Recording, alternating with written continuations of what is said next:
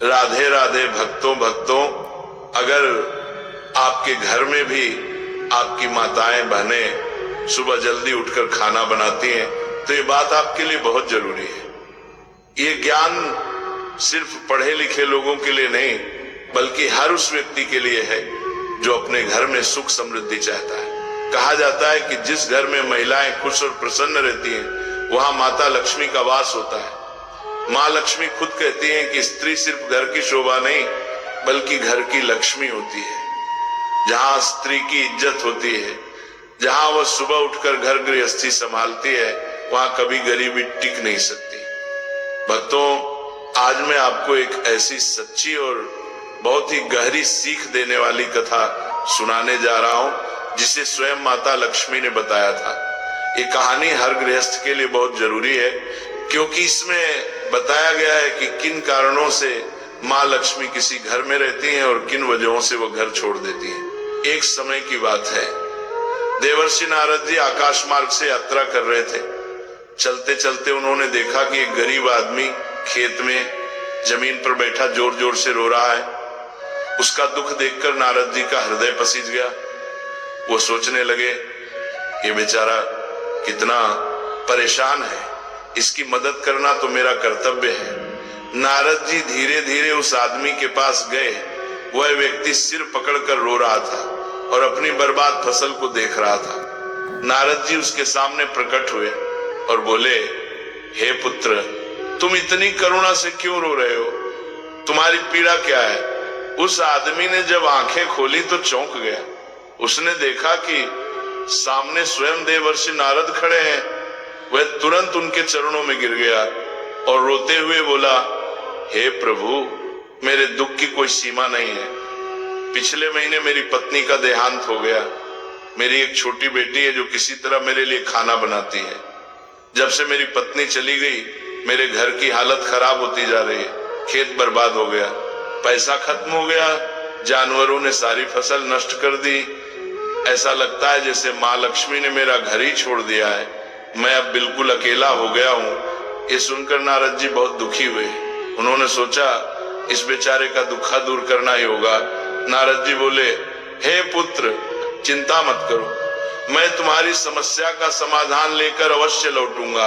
इतना कहकर नारद जी तुरंत वहां से देवलोक के लिए प्रस्थान कर गए। नारद जी माता लक्ष्मी के समीप पहुंचे। माता लक्ष्मी ने स्नेह पूर्वक उनका स्वागत किया और पूछा, देवर्षि, आज आप किस उद्देश्य से पधारे हैं? नारद जी ने सम्मान पूर्वक प्रणाम किया और बोले, हे माते, मैं आज आकाश मार्ग से जा रहा था। तभी मैंने एक बहुत गरीब मनुष्य को रोते हुए देखा। उसकी पत्नी का निधन हो गया है और वह कहता है कि आपके जाने के बाद उसका घर उजड़ गया है, उसके खेत नष्ट हो रहे हैं, घर में कष्ट ही कष्ट है। उसने मुझसे पूछा, आखिर माता लक्ष्मी ने मेरा घर क्यों छोड़ दिया? माते, मैं आपके पास इसी प्रश्न का उत्तर जानने आया हूं। ऐसा कौन सा कारण था कि आपने उस घर से अपना वास छोड़ दिया? देवर्षि नारद जी की बात सुनकर माता लक्ष्मी मुस्कुराई और बोली, हे नारद जी, आपने जो प्रश्न किया है यह केवल उस एक गरीब मनुष्य के लिए नहीं बल्कि इस पूरे कलयुग की सभी स्त्रियों और घरों के लिए अत्यंत लाभदायक है। आज मैं आपको एक ऐसी गहरी और महत्वपूर्ण कहानी सुनाने जा रही हूं जिससे पता चलता है कि मैं किस वजह से किसी मनुष्य के घर में ठहरती हूं और किन कारणों से मैं उस घर को छोड़ देती हूं। इस कहानी में वह रहस्य छुपा है जिसे जानकर कोई भी घर सुख, शांति और समृद्धि से भर सकता है। जो भी इस कहानी को पूरे मन से सुनेगा उसके घर में मेरा वास अवश्य होता है और जो स्त्री इस कहानी में बताए गए नियमों का पालन करेगी उसके घर में मैं हर पल रहूंगी। नारद जी हाथ जोड़कर बोले, हे मातेश्वरी, कृपया मुझे यह ज्ञान अवश्य दें क्योंकि मैंने उस दुखी मनुष्य से वचन दिया है कि मैं उसके सारे कष्टों का समाधान लेकर लौटूंगा। आप ही मेरी लाज रख सकती हैं। माता लक्ष्मी ने स्नेह पूर्वक कहा, देवर्षि, चिंता मत करो, मैं तुम्हारे वचन को व्यर्थ नहीं जाने दूंगी। मैं तुम्हें वह कारण भी बताऊंगी जिसकी वजह से उस मनुष्य का घर उजड़ गया, पर पहले तुम इस कथा को ध्यान से सुनो। फिर माता लक्ष्मी कथा आरंभ करते हुए बोली, एक समय की बात है, एक नगर में श्याम नाम का इंसान रहता था, लेकिन वह कोई साधारण मनुष्य नहीं था, बल्कि इतना अधिक आलसी था कि करवट बदलने में भी उसे श्रम महसूस होता था। जिस करवट लेट जाता उसी में घंटों पड़ा रहता। उसकी पत्नी बेचारी दिन रात घर का सारा काम करती, और जब कभी वह उसे कुछ काम करने को कहती तो वह करवट बदलकर उसकी ओर देखने के बजाय पीठ फेर कर लेट जाता। पत्नी ने कई बार समझाया, कई बार मनाया, लेकिन श्याम की आलस में कोई कमी नहीं आती थी। अंत में पत्नी को ये यकीन हो चुका था कि उसका पति जीवन में कभी कुछ नहीं करेगा। एक दिन पत्नी ने बहुत प्यार से कहा, देखो मुझे पता है तुम्हें उठने बैठने में परेशानी होती है, लेकिन कम से कम खटिया पर बैठे बैठे ही कुछ कर लो। अगर आदमी बिल्कुल ही निष्क्रिय हो जाए तो घर भी चलता नहीं और सम्मान भी। यह सुनकर श्याम थोड़ा सोच में पड़ गया। ऐसा कौन सा काम है जो बिना उठे बैठे सिर्फ खटिया पर बैठे बैठे किया जा सकता है? कुछ देर बाद उसके दिमाग में एक अजीब सी बात आई। वह अचानक खुश होकर बोला, अरे सुनती हो, मुझे काम मिल गया, बैठकर भी मैं बहुत बड़ा काम कर सकता हूँ। उसकी पत्नी को पहली बार लगा कि शायद आज उसका पति कुछ काम करेगा। वो मुस्कुराई और सब्जियों की टोकरी वो चाकू लेकर आ गई। उसने चाकू उसके हाथ में दिया और बोली, लो आज से बैठे बैठे सब्जी काट लिया करो, कम से कम घर में थोड़ी मदद ही हो जाएगी। इतना कहकर वो पत्नी दूसरे काम में लग गई, लेकिन श्याम तो श्याम था, उसने चाकू और सब्जी को तो देखा तक नहीं। पत्नी जब थोड़ी देर बाद लौटी तो देखकर हैरान रह गई। उसके पति ने सब्जी काटने के बजाय खटिया पर बैठकर मक्खियां गिनना शुरू कर दिया था। और तो और उसके सामने बिस्तर पर 7 मरी हुई मक्खियां पड़ी थी। उसे देखते ही श्याम गर्व से उछल पड़ा और बोला, देखा मैंने बैठे बैठे कितना बड़ा काम कर दिया, 7 मक्खियां मार डाली, 7 मक्खियों को मौत के घाट उतार दिया है। अब देखना तुम मैं पूरे दिन में कितनी मक्खियां मार सकता हूँ। अब उस आलसी महाराज को तो अब यही धुन सवार हो गई। उसे जहां मक्खी दिखती वो वहीं फट से हाथ मार देता। कई बार तो अपनी ही गर्दन पर इतनी जोर से हाथ जमाया कि उसकी गर्दन टेढ़ी हो गई। कई बार पत्नी की नाक तोड़ दी। मक्खी मारने के चक्कर में उसने घर के बर्तन तोड़ डाले, क्योंकि श्याम ने प्रतिज्ञा कर ली थी कि कम से कम वह 1000 मक्खियां मारकर ही दम लेगा। जल्दी ही वह दिन भी आ गया जब उसकी प्रतिज्ञा पूरी हो गई। वह दिन भी आ गया जब उसकी प्रतिज्ञा पूरी हो गई। अब उस दिन आलसी ने सारे शहर का चक्कर लगाया, कंधे पर बांस का एक मजबूत डंडा रखा और खुशी से उछलता कूदता अपनी बहादुरी का बखान करता जा रहा था और चिल्लाता जा रहा था कि आज हजारों को मौत के घाट उतार आया। ये सुनकर लोग भयभीत हो गए। उन सभी को लगा कि उसने हजारों शैतानों को मौत के घाट उतार दिया है जो पास के जंगल में रहते थे। अब ये बात सारे शहर में हवा की तरह फैल गई कि उसने हजारों को मौत के घाट उतार दिया है। लोगों ने उसका नाम हजार मारी रख दिया। आलसी महोदय जिस सड़क या गली से गुजरते थे वहीं लोगों की भीड़ उमड़ पड़ती थी। सभी उस बहादुर को देखना चाहते थे जिसने हजारों शैतानों को मौत के घाट उतारा है। धीरे धीरे हजार मारी सारे राज्य में प्रसिद्ध हो गया। कुछ दिनों बाद उस राज्य पर एक दूसरे राजा ने अचानक हमला बोल दिया। तब इस राज्य के राजा के पास उस समय कोई अच्छा सेनापति नहीं था। उसने दूतों को आदेश दिया कि वे तुरंत सारे राज्य में घूमकर देखें और जहां भी उन्हें सेनापति के योग्य कोई युवक दिखाई दे उसे फौरन हमारे दरबार में हाजिर करें। आदेश पाते ही दूर जहां तहां शहरों में उसके सैनिक घूमने लगे। उन्हीं दिनों में हजार मारी का नाम सर्वत्र गूंज रहा था। दूतों ने जब हजार मारी का नाम सुना तो वे उसके घर जा पहुंचे। राजा के दूतों को अपने घर पर आया हुआ देखकर हजार मारी भय से कांपने लगा। वह घर के अंदर एक अंधेरे कोने में दुबक कर बैठ गया। उन सभी सैनिक ने पत्नी से बातचीत करने पर मालूम हुआ कि राजा ऐसे बहादुर को अपना सेनापति बनाना चाहते हैं जिसने हजारों दैत्यों को मारा हो। इसीलिए तुम उसे जल्दी हमारे साथ भेज दो पत्नी को लगा जैसे वो कोई सपना देख रही है, अपने पति की असलियत को जानती ही थी। किसी तरह राजा के दूत हजारमारी को अपने साथ लेकर राजा के दरबार में पहुंचे। उस लंबे तगड़े नौजवान को जब राजा ने अपने सामने खड़ा पाया तो वह मन ही मन बहुत प्रसन्न हुआ और पूछा, तुम्हारा ही नाम हजारमारी है? आलसी बोला, जी हुजूर, मुझे ही हजारमारी कहते हैं। राजा बोला, तुम्हारी बहादुरी के चर्चे हमने सुने हैं। हम चाहते हैं कि शत्रु के साथ हो रहे इस युद्ध में तुम हमारी सेना का संचालन करो। कांपते हुए हजारमारी ने राजा की आज्ञा को स्वीकार कर लिया और इस बात की सूचना अपनी पत्नी को देने के लिए घोड़े पर सवार होकर पत्नी के पास जा पहुंचा और अपनी पत्नी की राजा से द्वारा कहे गए सभी शब्दों को कह दिया। यह सुनकर पत्नी की खुशी का ठिकाना न रहा। उसने सोचा, हजारमारी सेनापति तो बन गया है, परंतु वह शत्रु की सेना का मुकाबला कैसे करेगा? कहीं यह डरपोक आदमी युद्ध के मैदान में घोड़े से उतरकर भाग आया तो राजा इसे जीवित नहीं छोड़ेंगे। उसने एक मजबूत रस्सी से हजारमारी को घोड़े से बांधना शुरू किया।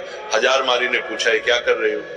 हजारमारी की पत्नी ने जवाब दिया कि मैं आपको घोड़े के साथ बांध रही हूँ। तब हजारमारी ने पूछा कि ऐसा किस लिए कर रही हो? तब पत्नी ने जवाब दिया कि मैं आपको घोड़े से इसलिए बांध रही हूँ कि कहीं आप लड़ाई के लिए उतावले होकर घोड़े से कूदना पड़े और आप पैदल ही न लड़ने लगे। अब पत्नी के इतना कहने के बाद हजारमारी फिर से राजा के महल में चल दिया। वापस लौटने पर भरे दरबार में जब लोगों ने हजारमारी को घोड़े से बंधा हुआ पाया तो उनका उत्साह और भी बढ़ गया। उन्होंने सोचा, ऐसा वीर सेनापति दूसरा और कौन हो सकता है? तब सेना युद्ध के लिए तैयार थी। राजा की आज्ञा पाते ही हजारमारी के नेतृत्व में वे युद्ध भूमि की ओर चल पड़े। शत्रु की सेना को जब मालूम हुआ कि एक बड़ी फौज के साथ हजारमारी मुकाबला करने चल पड़ा है तो उनके योद्धाओं का मनोबल टूट गया, क्योंकि उन्होंने सुन रखा था कि हजारमारी अकेला ही हजारों को मार गिराता है। इनाम सुनते ही बड़े बड़े योद्धाओं के होश उड़ गए। उन्हें साक्षात अपनी मृत्यु नजर आने लगी।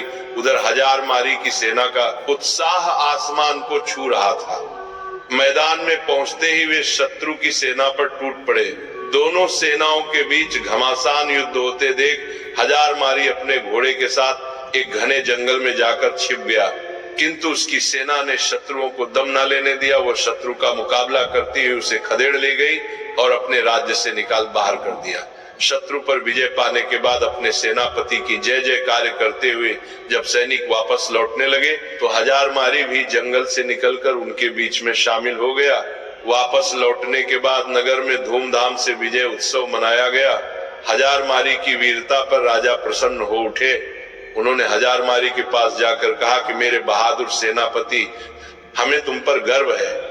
तुम्हारी अद्वितीय वीरता के कारण हमें विजय प्राप्त हुई है। इसके लिए पुरस्कार स्वरूप हम तुम्हें 1000 स्वर्ण मुद्राएं देते हैं। साथ ही हमेशा के लिए तुमको हम अपनी सेना का प्रधान सेनापति नियुक्त करते हैं। ये घोषणा सुनकर हजारमारी बहुत प्रसन्न हुआ और मन ही मन अपने भाग्य को सराह लगा। इसके बाद राजा ने पूछा कि बहादुर सेनापति हजारमारी जी, आप हमें बताइए कि आप इतना बहादुरी भरा काम इतनी आसानी से कैसे कर लिए?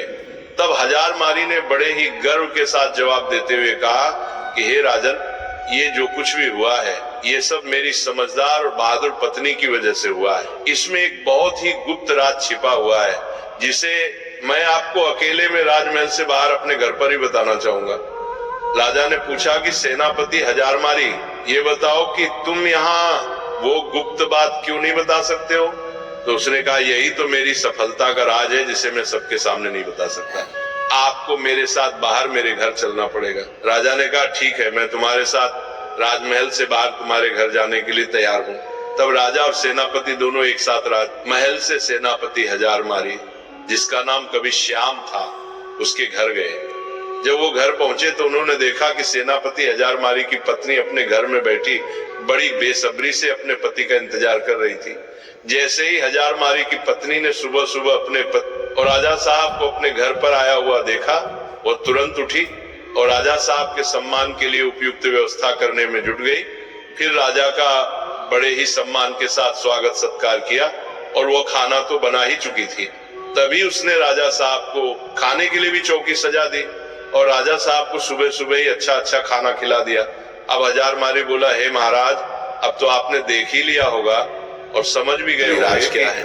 तब महाराज ने कहा, सेनापति जी आप कहना क्या चाहते हैं? तब हजारमारी ने कहा, महाराज जैसा कि हम सभी को पता है कि जिस घर की महिला सुबह प्रातःकाल ब्रह्म मुहूर्त में उठ जाती है, उसके घर में कभी भी लक्ष्मी की कमी नहीं होती है, कभी भी लक्ष्मी की कमी नहीं होती है, और उसके यहाँ लक्ष्मी का वास होता है।